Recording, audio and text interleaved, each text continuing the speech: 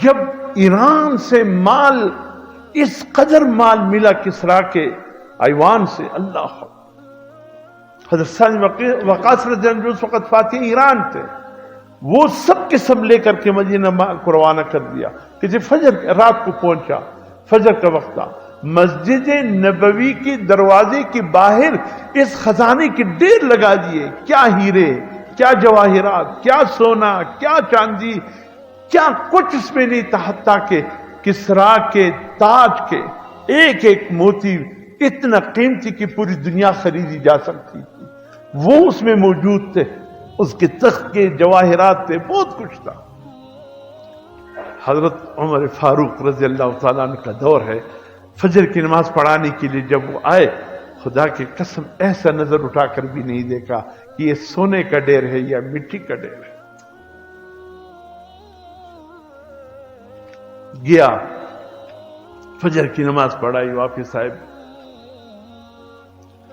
کہا کہ مدینے میں اعلان کر دو، جو بیوہ ہے، جو یتیم ہے، جو مساکین ہے، جو محتاج، سب مسجد نبوی کے دروازے پر آ جاؤ، ایران سے مال آئے سب تقسیم کر دو۔ ایسا نہیں تھا کہ 5 لاکھ تم لے لو، 1 لاکھ تم، نہیں، بر بر کے ہاتھوں ان کے دامن بڑھتے جاتے، کسی کی نصیب میں کون سا ہیرا آ رہے، کسی کی قسمت میں کون سا جواہرات آ رہے۔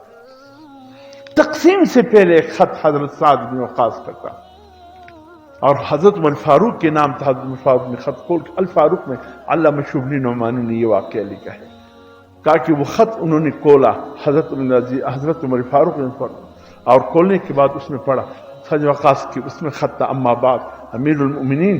یقیناً اس وقت آپ خزانے کی ڈیر پر ہوں گے، اور آپ دیکھ رہے ہوں گے تاریخ اسلام میں اتنا خزانہ مسلمانوں کے ہاتھوں نہیں آیا جو اس وقت آیا، اور جس کے کنارے اس وقت آپ کھڑے ہوں گے اور میرا خط کھول کر کے پڑھ رہے ہوں گے۔ امیر المومنین، یہ بات اس قدر تعجب خیز نہیں ہے کہ اتنے عظیم خزانے کا ڈھیر مسلمانوں کے ہاتھوں لگا ہے، یہ کوئی تعجب خیز بات نہیں ہے۔ سب سے بڑی تعجب خیز بات یہ ہے کہ میرے سپاہیوں میں ادنا سے ادنا سپاہی نے بھی